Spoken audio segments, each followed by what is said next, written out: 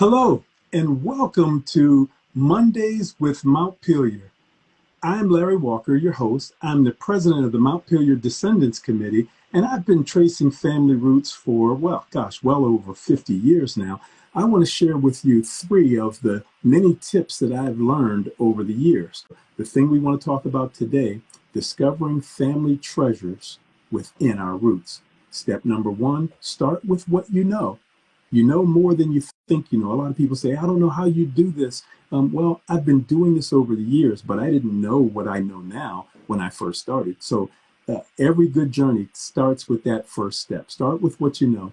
Item number two, talk to as many family members, as many people as you can think of that may know nuggets of your family history. And then item number three, court records. Court records are an invaluable source of information.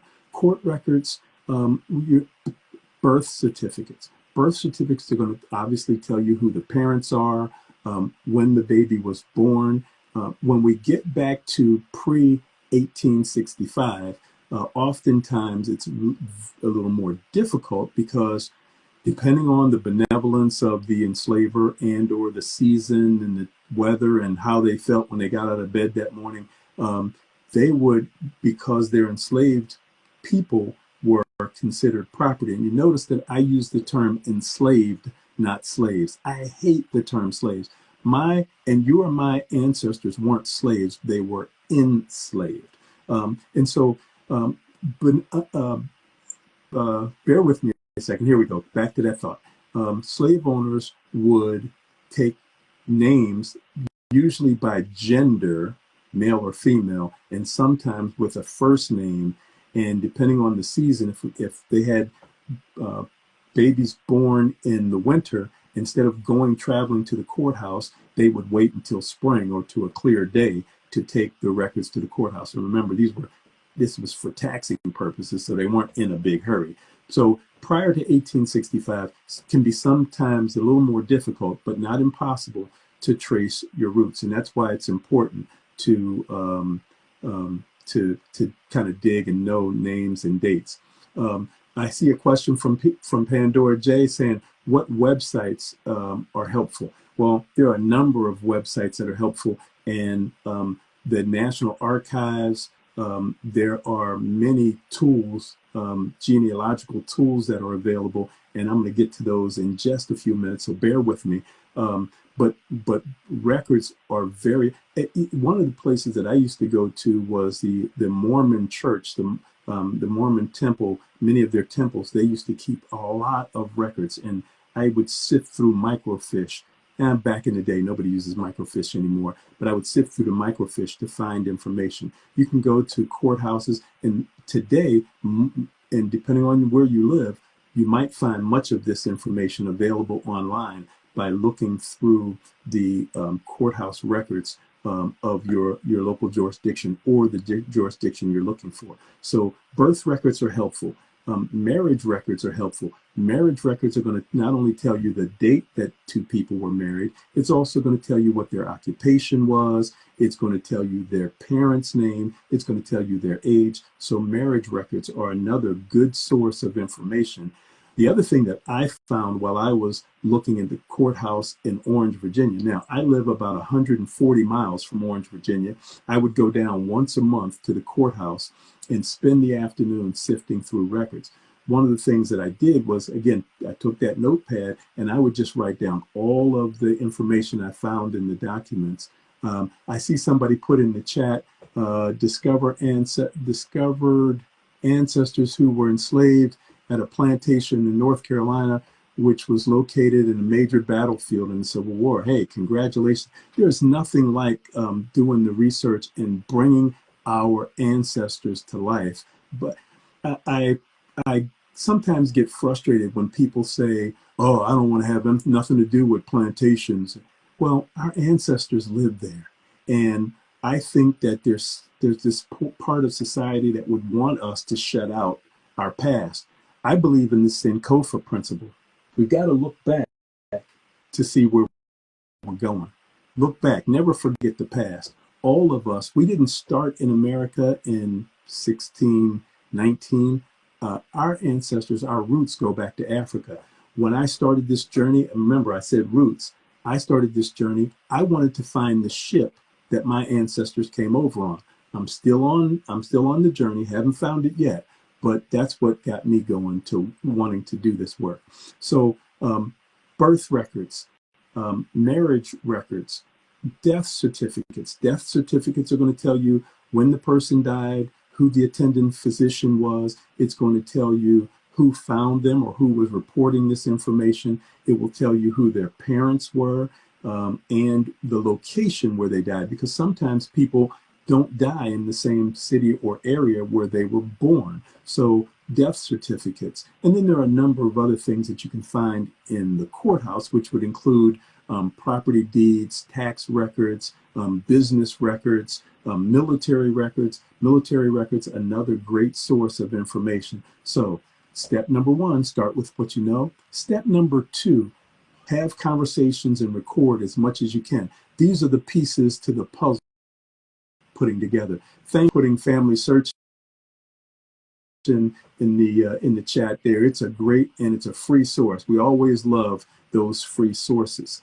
And then step number three, court records are a great place to put. I think of the court records like the glue that puts it all together. So if you imagine step number one is getting a puzzle, it's a box. You see what you kind of think what you want the picture to look like. You open the box, you scatter the pieces all over the place, and then you start putting the pieces together, and then they begin to come to life. Census records, also great, very helpful. The beauty of census records is census records from 1870, where we begin, where African Americans begin to be included in the census. You can begin to see who the head of house was, what their occupation was, and who subsequent members of the household were, and typically relationships. So you'll see spouses, you'll see children by age, and you'll also see who else lived in the house. One of the things I would tell you to be mindful of when you're looking at any of these documents is the names and the spelling of names is only as good as the person who put the information down. So when you have someone going out and doing a census survey and they're writing a name, I'll give you an example. McDaniel.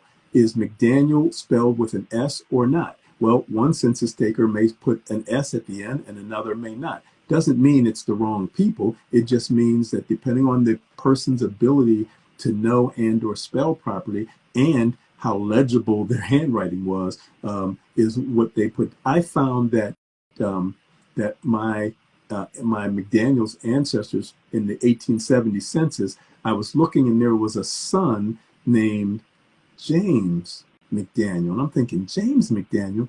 I don't remember a son named James McDaniel. It actually was Jane McDaniel, a female, who happens to be my great-grandmother. So let me get back to my story and this connection to Benjamin McDaniel and his wife, Patsy Pierce. They had a son, one of their sons, named James Madison McDaniel. James Madison McDaniel married Frances Ellis. Now, remember I told you earlier I was looking through for my Ellis family. The core name I was looking for was Francis Ellis. Well, before the union of Francis and Madison, as we called him, Grandpa Madison, Jane had Francis had two sons. One was Lewis, who was my second great grandfather, and the other was Philip Ellis. Lewis Ellis, Philip Ellis, sons of Francis Ellis, and then she marries Madison McDaniel, and together they have 4 children. And in that union of 4 children, one of their daughters, Jane, who I just spoke of, Jane McDaniel becomes the grandmother of a gentleman named my second great grandfather, named William Haywood Johnson. His nickname was Willie. William Haywood Johnson. William Haywood Johnson Jr. Now, his father died a few months before he was born, literally 4 months before he was born. His mother died within a month of the time that he was born. So his grandmother, Jane, actually raised him as her son because both of his parents were deceased. Willie goes on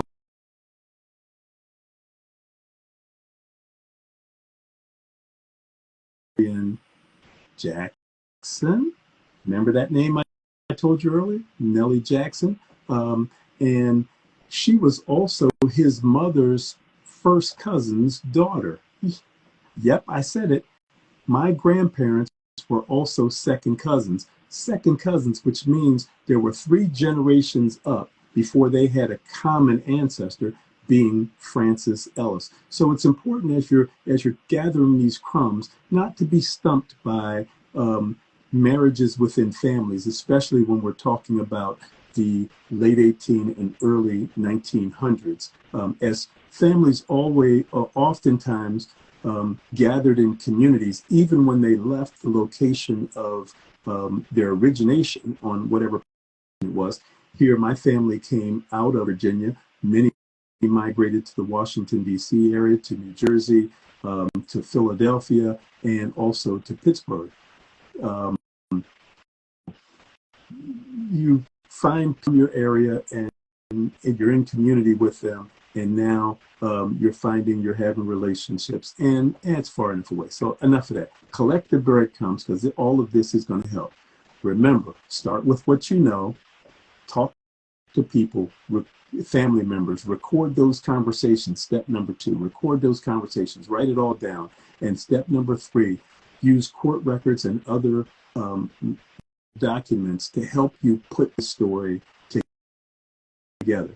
Now that I've given you a few of these tips, you're ready to get started. You're ready to start your own journey on searching for your family. These are some very low-cost tips that I've given you, but there are a number of sites. It was asked earlier, what are some good sites? There are a number of sites that provide free electronic databases to keep your family tree. And sites like AfricanAncestry.com will also, if you do the DNA portion, it will help take you back to specific tribes and places in Africa where you trace back a large percentage of DNA. And then you all see the commercials for Ancestry.com, 23andMe, and the like. There's also an African American Genealogical Society is another great place for additional information. And as I mentioned earlier, the National Archives, the National Museum of African American History and Culture is another great place. A lot of local genealogical societies in small towns and in cities around the country, libraries. There are a number of sources where you can go and collect information. So I hope this information has been helpful. If it's been helpful, I'd ask you to hit that little button below, hit the like button, send me some hearts, let me know that this has been helpful to you. I'm very grateful. Again, my name is Larry Walker, and I'm the president of the Montpelier Descendants Committee. Really quickly before I end, I want to talk to you a bit about the Montpelier Descendants Committee. While we came together to represent families who were enslaved and buried at James Madison's Montpelier, as I mentioned in my own family, Benjamin McDaniel was enslaved at Montpelier, but his wife Patsy Pierce and their children were on another plantation. The Montpelier Descendants Committee represents families of enslaved communities throughout the region of Central Virginia, not just at James Madison's Montpelier proper, because we recognize that people were bought and sold and used around a number of areas in the region of Central Virginia. And so we welcome you to learn more about us, to learn more about Montpelier Descendants, and you can come join us. The annual dues are just $25 a year. And if you're not a direct descendant of an enslaved community in Central Virginia, you can still pay $25 and be an associate member.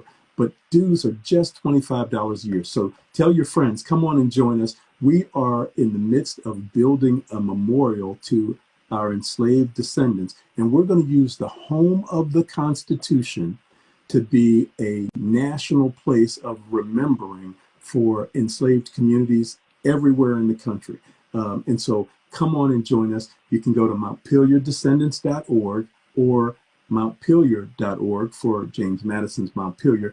We are the only institution, the first and only founding era presidents museum that is equally run by members of the descendant community. In fact, the president of the Montpelier Foundation is Yola Lewis Dance, who is the first African-American female to head up such an institution. And the chair of the Montpelier Foundation board is Hassan Kwame Jeffries, Dr. Hassan Kwame Jeffries, a professor at Ohio State University and a historian, renowned historian in his own right. So, and I'm the president of the Montpelier Descendants Committee. So we're doing some things differently. We're telling the full story, the full truth of life and our ancestors, bringing the stories to life. You've got some stories to share. We welcome you to come and join us and be a part of this. And I want you to hashtag discovering family, or hashtag family treasures, hashtag Black Families Live.